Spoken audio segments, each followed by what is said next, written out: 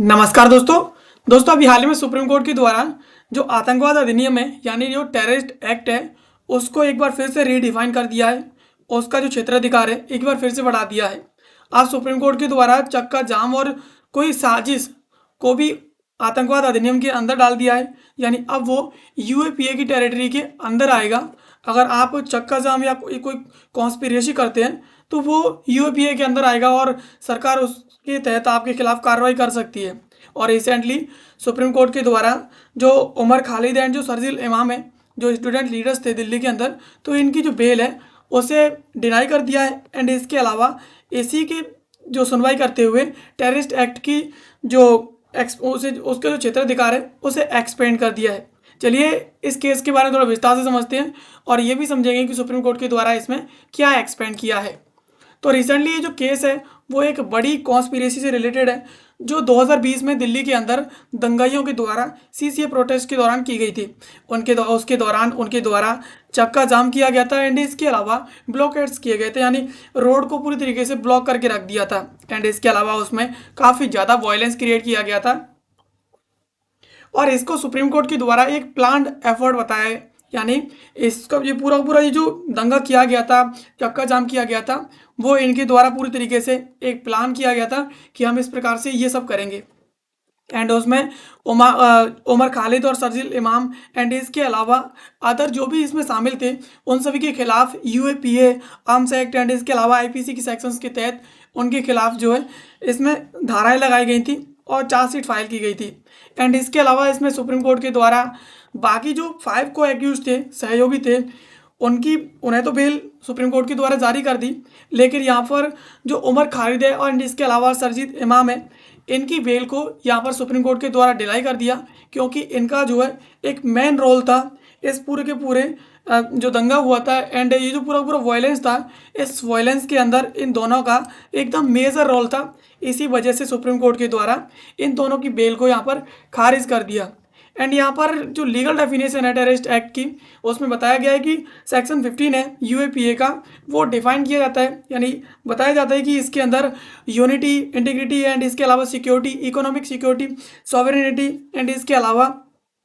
Causing public fear, यानी इसका मतलब यह है कि अगर भारत की एकता, अखंडता एंड सुरक्षा एंड इसके अलावा जो आर्थिक सुरक्षा है एंड संप्रभुता है एंड पब्लिक के अंदर कोई किसी प्रकार का डर पैदा करना, ये आतंकवाद की श्रेणी में आता है और यही आतंकवाद की परिभाषा है। एंड इसके अलावा यहाँ पर इसका मतलब है कि बॉम्ब्स, डायनामाइट, एक्सप्लोजिव, विस्फोटक और फायर आर्म्स यानी ज्वलनशील पदार्थों का उपयोग करके किसी प्रकार का दंगा पैदा करना, ये है। और इसमें ये जो पूरा पूरा डेफिनेशन है, इसकी डेफिनेशन एंड होती है एनी अदर मीन्स पर जाकर के, यानी अन्य कोई साधन। तो ये अन्य कोई साधन जो वर्ड है वो अब यहाँ पर डिबेट का मुद्दा बन चुका है पूरी तरीके से, क्योंकि सुप्रीम कोर्ट के द्वारा भी एनी अदर मीन्स को ही जोड़ करके आतंकवाद की परिभाषा है उसे एक्सपेंड किया है। अब यहाँ पर सुप्रीम कोर्ट के द्वारा यहाँ पर आतंकवाद एक्ट है उसकी परिभाषा कैसे एक्सपेंड की है, तो यहाँ पर एनी अदर मीन्स जो है कोई वायलेंट वेपन के बराबर नहीं है। यहाँ पर जो एक्यूज है उसके द्वारा कहा गया है कि यहाँ पर वायलेंट टूल्स लाइक बॉम्ब अगर इसमें जोड़ी जाएंगी तो ये एक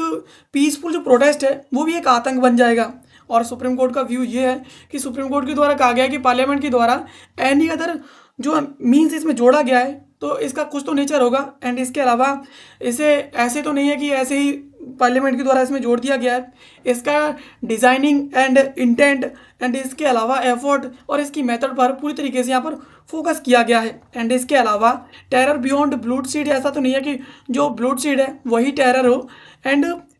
कवर नॉट जस्ट डेथ, ये सिर्फ मृत्यु को या फिर इसके अलावा प्रॉपर्टी डैमेज को या फिर कोई एसेंशियल कम्युनिटी या फिर सर्विसेज को रोकना या फिर आर्थिक सिक्योरिटी को क्षति पहुंचाना, यही सिर्फ टेरर नहीं है। या फिर थ्रेट्स टू सॉवरेनिटी, किसी की संप्रभुता, सुरक्षा को थ्रेट देना या फिर कन्वेंशियल वायलेंस करना यानी गन्स और इनको लेकर के उपयोग करना, यही नहीं है। यहाँ पर सिविक लाइफ को डिस्टेबलाइज करना, सोसाइटल फंक्शंस को यहाँ पर परेशान करना, ये भी तो एक टेरर की ही श्रेणी में सुप्रीम कोर्ट के द्वारा इसमें जोड़ा गया है। एंड इसके अलावा collective action and conspiracy included है इसमें, यानी यहाँ पर ये जो किया गया है वो संयुक्त एक्शन है एंड इसके अलावा यहाँ पर कॉन्स्पिरेसी है, साजिश है, वो इसमें जोड़ी गई है। सेक्शन 15 एंड 18 यूएपीए यहाँ पर टेरर है, coordinated effort by multiple peoples, यानी इसमें काफ़ी सारे लोग इसमें जुड़ करके, काफ़ी सारे लोगों के द्वारा एक होकर के यहाँ पर ये जो पूरा पूरा आतंकवादी जो दृश्य यहाँ पर दिल्ली के अंदर देखा गया था वो सब किया गया था। इसमें प्लानर्स होते हैं, इंसाइडर्स होते हैं, लॉजिस्टिक सपोर्टर्स होते हैं and along side direct actors होते हैं जो इसमें उपयोग, कोई लोग इसमें पूरी तरीके से सेंटर में बैठ करके कमांड देता है एंड कोई लोग जो है उन्हें लॉजिस्टिक सपोर्ट प्रोवाइड करता है and community life and state security को ये पूरी तरीके से यहाँ पर परेशान करने के लिए और उन्हें खतरा पैदा करने के लिए उस पर ला करके छोड़ देता है। एंड इसके अलावा चक्का जाम, स्पीच एंड टेरर एक्ट, इस पर कोर्ट का क्या व्यू है, तो जो अभियोजन है यानी प्रोसिक्यूशन है, अभियोजन का ये जो केस है उसमें नेशन वाइड ब्लॉकेज और दिल्ली को पूरी तरीके से पैरालाइज करने के लिए ऐसा किया गया था एंड डिस्टर्ब सर्विसेज को पूरी तरीके से डिस्टर्ब कर दिया था। एंड इसके अलावा स्पार्क वायलेंस, इसमें सबसे ज़्यादा वायलेंस क्रिएट किया गया था। जो सेक्शन 15 है उसमें यहाँ पर एनी अदर मीन्स में जोड़ने के लिए काफ़ी है एंड सर्विस इसमें काफ़ी ज़्यादा पूरी तरीके से लोगों को काफ़ी ज़्यादा परेशानी का सामना करना पड़ा था। एंड इसके डिफेंस में chakka jam is a valid democratic protest, इसके सुरक्षा में बचाव में ऐसा भी कहा गया था कि चक्का जाम करना एक लोकतांत्रिक प्रोटेस्ट का जरिया है। जब तक लोग चक्का जाम नहीं करेंगे तब तक उनकी समस्याओं को कोई सुनता नहीं है। एंड इसके अलावा सुप्रीम कोर्ट ने यहाँ पर बेल देने से पूरी तरीके से मना कर दिया एंड सुप्रीम कोर्ट ने डिफेंस में कहा कि यहाँ पर जजेस का काम मेरिट चेक करना नहीं है, उनके अलावा ये भी चेक करना है कि यहाँ पर ये जो प्रोसिक्यूशन है, अभियोजन है, वो किस आधार पर जोड़ा गया है एंड जो प्राइमा फेसी सेक्शंस है 15 वो इस पर पूरी तरीके से फिट बैठता है या नहीं। और इस प्रकार की स्पीचें जो इमाम के द्वारा दी गई थी, कंट्रोवर्शियल स्पीच दी गई थी एंड इसके अलावा खालिद के द्वारा चक्का जाम करने का तरीका एंड उसमें जो लोग जुटे थे उन लोगों के द्वारा ऐसा किया गया था। तो इससे कहीं ना कहीं स्टेट सिक्योरिटी और जो सिविक लाइफ है उसे काफ़ी ज़्यादा जो खतरा था और इसी वजह से इनके ऊपर ये जो सेक्शंस लगाई गई हैं। एंड उमर खालिद और जो शरीर इमाम है उनका सेंट्रल रोल है, उन्हें कोई इस प्रकार की बेल नहीं मिल सकती है। नॉट ऑल एक्यूज, यानी सभी एक्यूज के द्वारा नहीं, लेकिन मटेरियल सो द खालिद और इमाम इनके द्वारा सेंट्रल और इन्फॉर्मेटिव रोल प्ले किया गया था, प्लानिंग की गई थी, मोबिलाइजेशन किया गया था एंड स्ट्रेटेजिक डायरेक्शन भी इन्हीं के द्वारा दी गई थी। यानी जितना भी जो कुछ भी दंगा किया गया था उस दंगे के दौरान सब कुछ इन दोनों के द्वारा ही किया गया था। बाकी लोग तो सिर्फ जो है एक सपोर्टर्स बनकर के थे, उन्हें यहाँ पर बेल दे दी गई है। एंड एक्टेड कमांडिंग अथॉरिटी, यानी इनके द्वारा पूरी तरीके से कमांडिंग अथॉरिटी की तरह एक्ट किया है। बाकी अदर है वो सिर्फ सब्सिडियरी और फैसिलिटेटिव रोल्स की तरह थे, उनके द्वारा सिर्फ सपोर्ट किया गया है। रोल मेन रोल है वो इन्हीं दोनों का है। एंड इसके अलावा trigger section 43D sub clause 5, यानी इसके द्वारा यह जो सेक्शन है 43D सब क्लॉज 5 यूपीए बार, ये इस पर पूरी तरीके से लागू होती है एंड रीजनेबल है ग्राउंड एग्जीक्यूशन के लिए। यहाँ पर जो आर्टिकल 21 है लिबर्टी, यहाँ पर सभी पर एप्लीकेबल नहीं होती है, माइनर रोल पर और इसके अलावा को एक्यूज पर जिन्हें बेल मिल गई है, यानी जिन्हें बेल दे दी गई है इसमें और जिन्हें बेल नहीं मिली है, ये जो 21 है आर्टिकल वो सभी पर यहाँ पर लागू नहीं होता है। एंड बेल ज्यूरिस प्रेसिडेंस की बात करें एंड लॉन्ग कस्टडी की बात करें तो ट्रायल यहाँ पर डिले है and UPA cases not automatic Trump card, यानी जो यूएपीए के जो केसेस हैं वो कोई ऐसा नहीं है कि कोई ट्रम्प कार्ड हो और ट्रम्प कार्ड खेल करके तुरंत उन्हें बेल मिल जाए। यहाँ पर कोर्ट मस्ट